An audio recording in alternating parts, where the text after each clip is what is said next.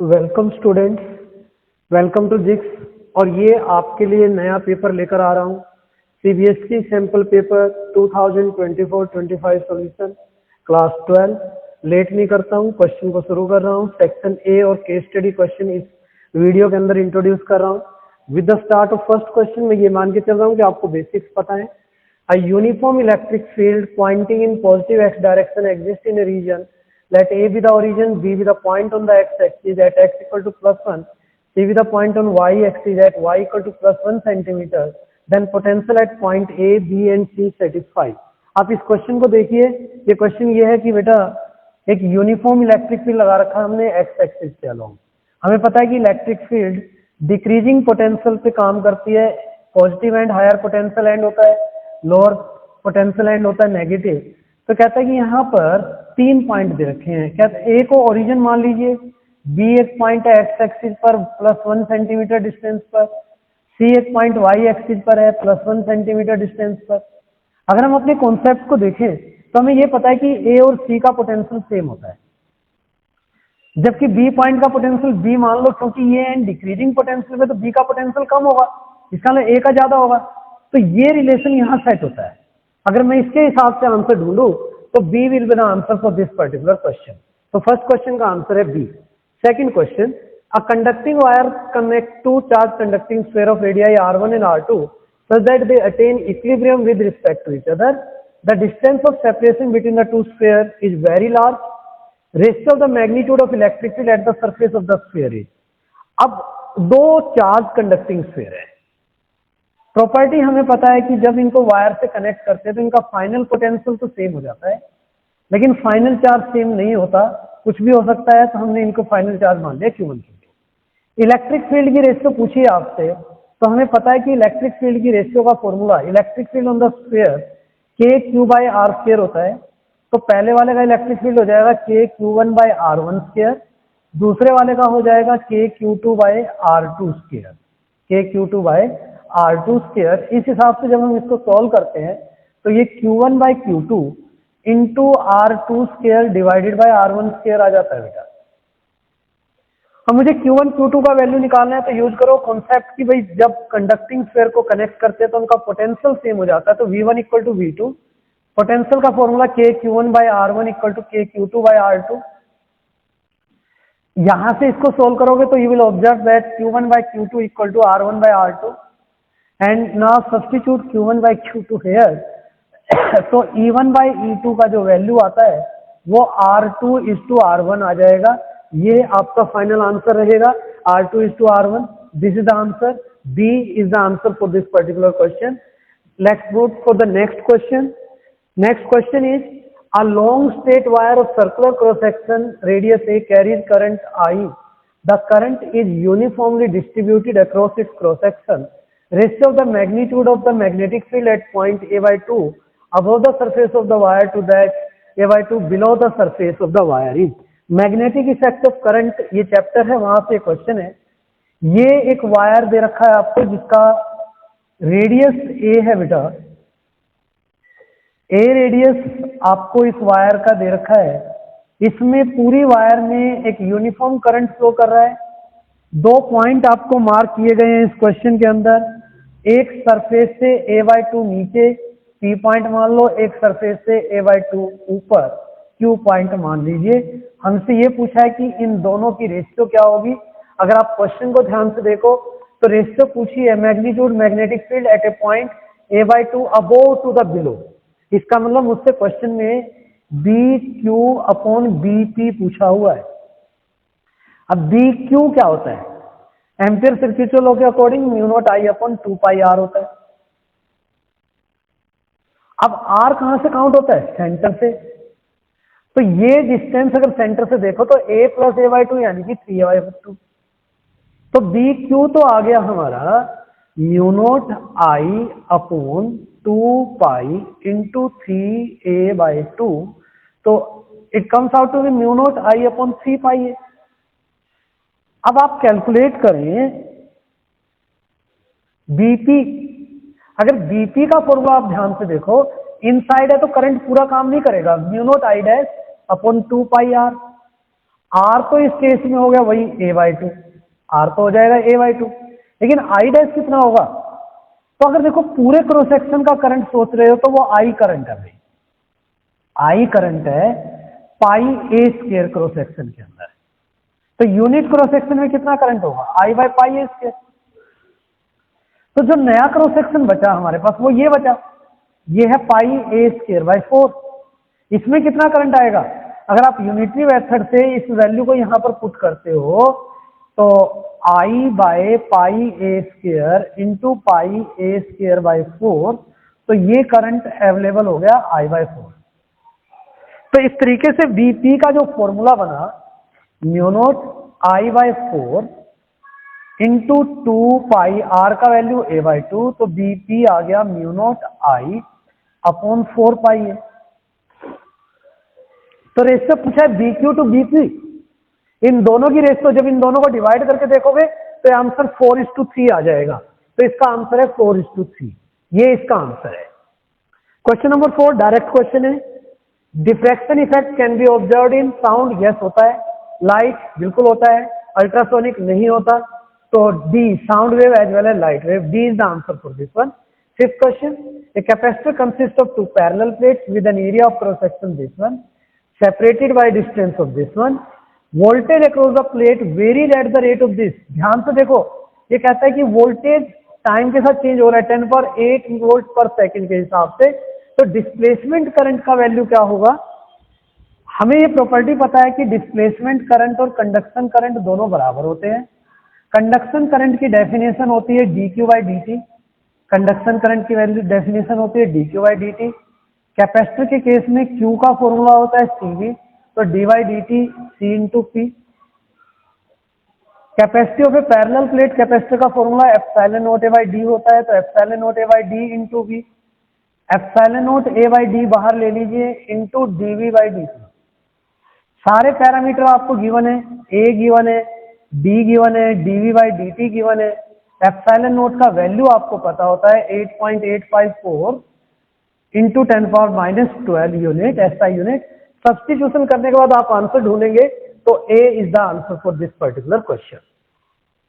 Question 6 पर चलते हैं, बहुत अच्छा क्वेश्चन है ये। In a series LCR circuit voltage across resistance capacitor and inductance is 10 volt. Series LCR circuit में VR, VL और VC तीनों की वैल्यू 10 वोल्ट है भाई। आप जानते हो कि सीरीज में बेटा करंट सेम होता है, करंट सेम होता है। तो इसका मतलब क्या हुआ कि I into r equal to I into XL equal to I into XC बराबर है। अगर आप इन तीनों को देखो तो मैं ये कह सकता हूं कि आर का वैल्यू, एक्सएल का वैल्यू और एक्ससी का वैल्यू तीनों का बराबर है। हमें इसकी जरूरत पड़ेगी तो हम ले लेंगे। दूसरी बात, जब VL और VC बराबर होते हैं तो रेजोनेंस होता है, तो हमारा जो अप्लाइड वोल्टेज होता है, अप्लाइड वोल्टेज होता है वो रेजिस्टेंस के अक्रॉस का ही वोल्टेज हो जाता है।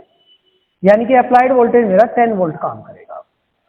अब उसने C को शॉर्ट सर्किट कर दिया, तो अब सर्किट में दो ही कंपोनेंट बच गए, R और L। इसको आपने 10 वोल्ट से कनेक्ट किया, तो पूछा इसके अक्रॉस कितना वोल्टेज होगा?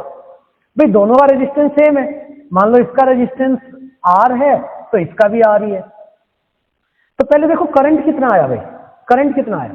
I equal to V by Z, V by Z. तो V by under root of R square plus XL square. XL और ये दोनों बराबर है, V हो गया 10, तो ये अंडर रूट 2R हो गया। अब what is the voltage across L? VL equal to I into XL. I है 10/√2 इंटू R, और एक्सएल भी R के बराबर है, तो R ने R को काटा, तो आंसर आया 10/√2 वोल्ट। ये आपका फाइनल आंसर होगा। तो answer C is the correct one for this particular one. Next question देखिए, question number 7, correct match of the column. आप इसे डायरेक्ट कर सकते हो, मैं इसका आंसर आपको मेंशन कर देता हूं। Infrared, vibration of atom, yes, ये दोनों इस पे काम करते हैं। Radio wave, rapid vibration of electron, ये हो गया। फर्स्ट का एच सेकंड का पी, फर्स्ट का एच सेकंड का पी, फर्स्ट का एस, सेकंड का पी, तो बेटा ये आंसर है सीधा। देखो और कोई ऑप्शन ही नहीं है, तो बाकी आप मैच भी कर लेना, मिल जाएगा आपको। तो क्वेश्चन नंबर 7 का आंसर रहेगा बी। नेक्स्ट क्वेश्चन देखो, the distance of closest approach of an alpha particle is D when it moves with a speed v towards the nucleus. Another alpha particle projected higher energy such that the new distance of closest approach is d by 2. What is the speed of projection of alpha particle in this case? अब दो alpha particle की speed को distance of the closest approach से देखा गया है। हमें पता है कि distance of the closest approach inversely proportional to kinetic energy होता है, और काइनेटिक एनर्जी v स्क्वायर के directly proportional to d is proportional to 1 by v square. दूसरे केस में d by 2 is proportional to 1 by v dash square. आपसे v dash की value पूछिए, चलिए कैलकुलेट दोनों की रेशियो ले लो, d divided by d by 2 equal to v dash square by v square.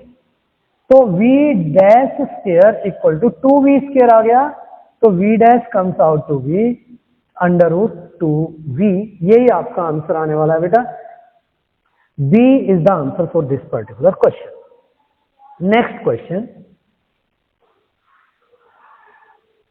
a point object is placed at the center of a glass sphere of radius 6 cm and refractive index 1.5. The distance of virtual image from the surface of the sphere is, ये आपका refraction from rare to denser medium का question है। अगर मैं उस question को यहां पर लेकर चलूं आपके साथ, तो देखो ये कहता है ये एक स्फीयर है आपके पास जिसका रेडियस है 6 सेंटीमीटर, 6 सेंटीमीटर रेडियस है, और एक ऑब्जेक्ट यहीं पर रखा हुआ है, ऑब्जेक्ट यहीं पर रखा हुआ है। तो वर्चुअल इमेज का डिस्टेंस क्या होगा? तो फॉर्मूला पता है आपको, μ2 minus μ1 upon r equal to μ1 upon minus u plus μ2 upon v। अब ध्यान से सुनना भाई सभी, μ2 होता है फाइनल रिफ्रैक्टिव इंडेक्स, फाइनल, और μ1 होता है इनिशियल, इनिशियल।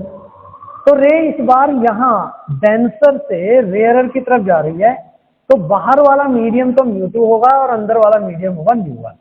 μ2 एयर है तो μ2 तो हो गया 1, और μ1 दे रखा आपको 1.5। r 6 सेंटीमीटर, r माइनस 6 ले लीजिए साइन कन्वेंशन के अकॉर्डिंग, u भी माइनस 6 रहेगा, माइनस 6 सेंटीमीटर। ये सारे पैरामीटर्स आप यहां सब्स्टिट्यूट कर दे और इसे सोल्व करेंगे तो you will get your answer here. I hope this answer comes out to be 6 centimetre after calculation. So C is the answer for this particular question. Next question, direct question है, concept based colors observed on a CD is due to, CD में diffraction होता है, B is the answer for this one.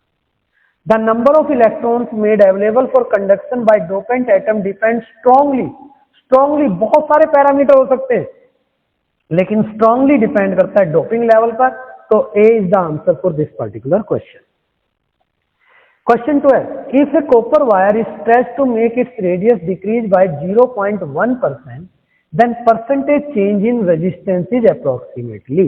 चलिए इस question को solve करते हैं।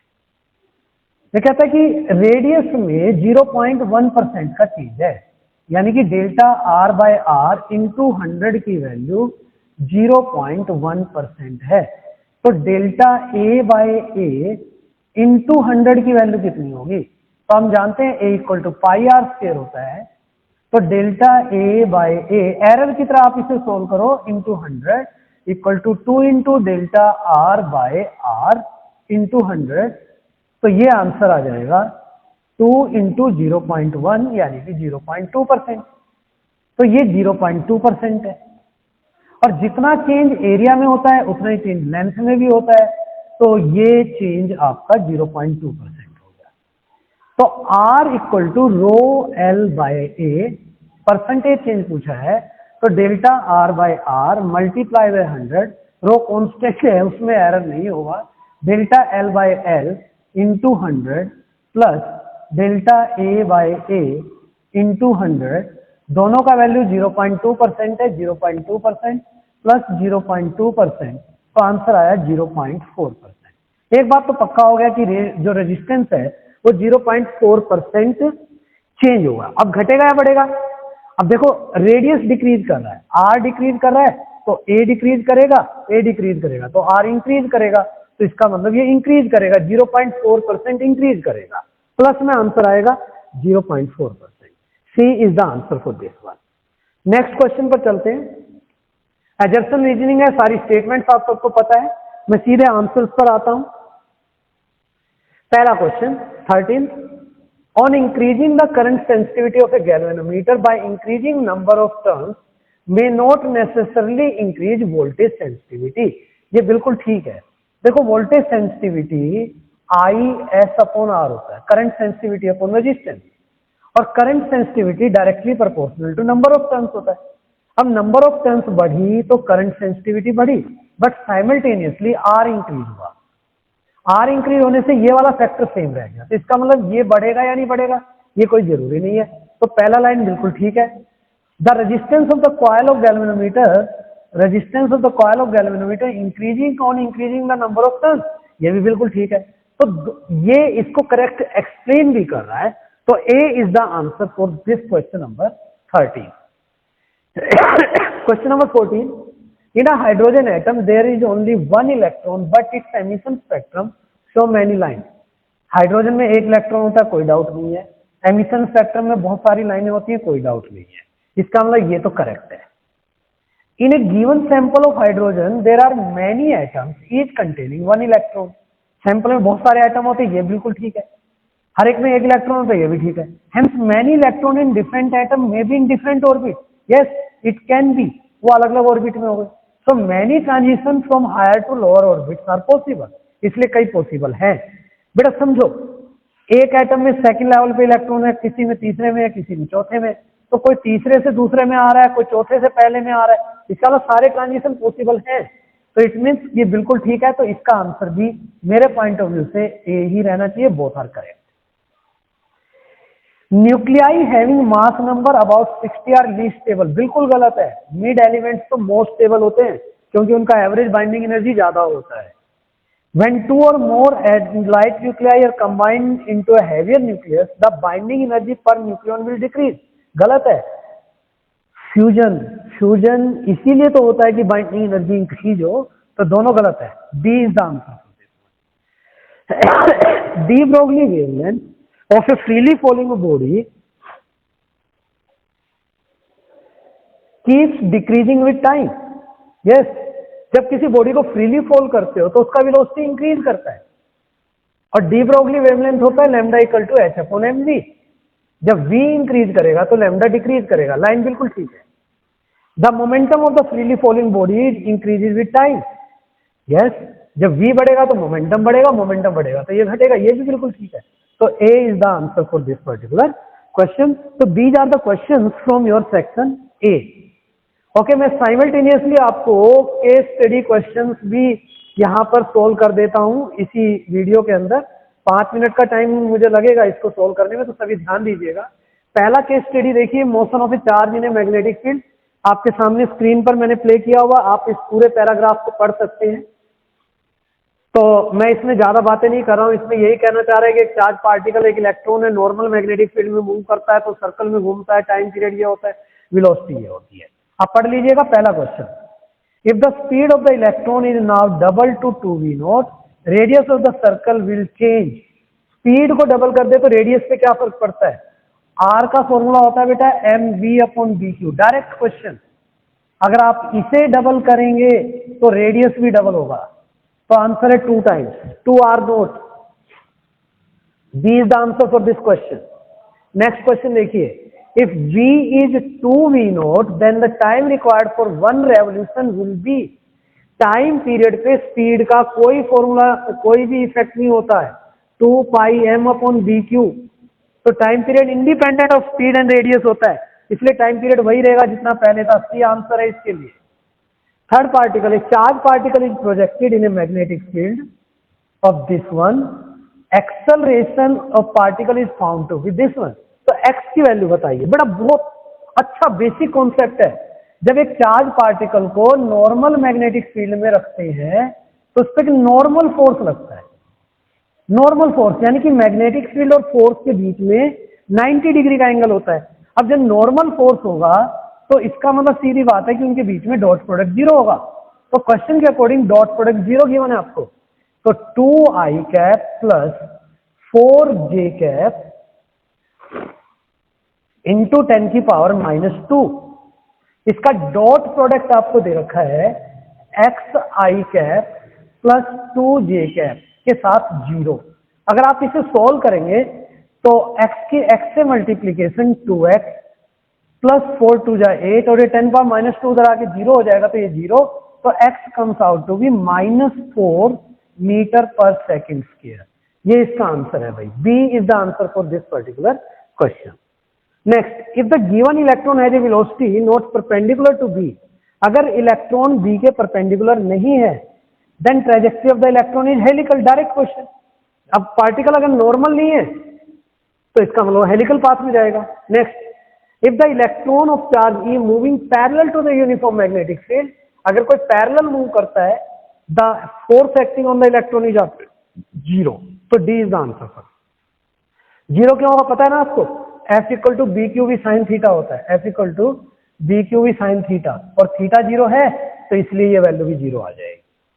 Next question photo electric effect है। आई होप कि आपके सामने स्क्रीन पर सब कुछ प्ले हो रहा है, आप इसको रीड कर लें जल्दी से, आपके लिए मैंने बोला वो स्क्रीन पे छोड़ा हुआ है, आप यहां से इसे देख लें। Okay, let's come to the question. First question, in a photo electric experiment plate current is plotted against anode potential. ये 3 ग्राफ दे रखे हैं ए, बी और सी के लिए। अगर आप ग्राफ को ऑब्जर्व करो तो ए और बी का कट ऑफ पोटेंशियल सेम है। इसका मतलब ये हुआ कि ए और बी का कट ऑफ पोटेंशियल सेम है, ध्यान से सुनना। और बी और सी का कट ऑफ पोटेंशियल अलग अलग है। जिनका कट ऑफ पोटेंशियल अलग अलग होता है उनकी फ्रीक्वेंसी अलग होती है। जिनका कट ऑफ पोटेंशियल क्या होता है, अलग अलग होता है, उनका फ्रीक्वेंसी अलग अलग होता है। ए और बी का अगर आप ध्यान से देखो तो करंट अलग है, तो इसका मतलब इनकी इंटेंसिटी अलग है। तो ए और बी की इंटेंसिटी, मैं रिपीट करता हूं, ध्यान से देखें, ए और बी, अगर आप ए और बी को ध्यान से देखो तो दोनों का कट ऑफ पोटेंशियल सेम है। और जब कट ऑफ पोटेंशियल सेम होता है तो इसका मतलब फ्रीक्वेंसी जो होती है वो क्या होगी, आपकी सेम होगी। भाई ये बात पक्की है, दोनों की फ्रीक्वेंसी क्या होगी, ध्यान से सुनना, दोनों की फ्रीक्वेंसी क्या होगी, सेम होगी। और दूसरा पॉइंट अगर आप देखोगे तो बी और सी का कट ऑफ पोटेंशियल अलग अलग है, तो दोनों की फ्रीक्वेंसी अलग अलग है। बी और सी ध्यान से आप देखें तो बी और सी का फ्रीक्वेंसी सेम है, क्योंकि मैं रिपीट कर रहा हूं, 1 मिनट के लिए जरा होल्ड कीजिएगा।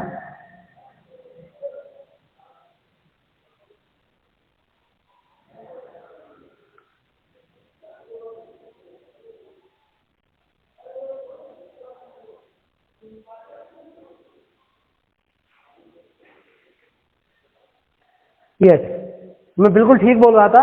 बी और सी का फाइनल करंट सेम है, cut off frequency, cut off potential अलग अलग है, तो इसका मतलब दोनों की इंटेंसिटी सेम है, बी और सी की इंटेंसिटी सेम है। जबकि ए और बी का कट ऑफ पोटेंशियल एक है, तो इसलिए फ्रीक्वेंसी सेम है, तो ये D is the answer for this one. Next, photo electron are emitted when a zinc plate is irradiated by ultraviolet light. Hallwachs experiment, direct question. Next, the threshold frequency for a photoelectric sodium correspond to the wavelength of 500 nanometer. Work function is about W equal to HC by lambda. इसे apply करिएगा, value put कर देना बेटा, तो इसका answer शायद ए आता है कैलकुलेशन के बाद। The maximum kinetic energy of photoelectron emitted from a surface of 6 electron volt. ये तो फोटोन डाला है, maximum kinetic energy 4 electron volt होता है, और हमें पता है जितनी मैक्सिमम काइनेटिक एनर्जी होती है उतने ही वोल्ट उसका क्या होता है, स्टॉपिंग पोटेंशियल होता है, तो 4 वोल्ट इसका आंसर आएगा। वैसे अगर आप सुनना चाहो तो सॉल्यूशन देखो, EV not equal to maximum kinetic energy 4 electron volt, e से ई कैंसिल हो गया, तो कट ऑफ पोटेंशियल 4 वोल्ट आ गया। Next question, minimum energy required to remove an electron from a substance is called work function. तो A is the answer for this particular question. I hope बेटा आप सबको ये सेक्शन ए और D समझ में आ गया होगा। अगर किसी को कोई दिक्कत हो तो आप मुझे पर्सनली मैसेज भी कर सकते हैं, मेरे चैनल पर आप कमेंट्स में लिख भी सकते हैं। बाकी सब चीजें इसका रिमेनिंग पार्ट मैं आपको अपने नेक्स्ट वीडियो में शेयर करूंगा। ओके, बाय एवरीवन, यहाँ तक आप पूरा करें।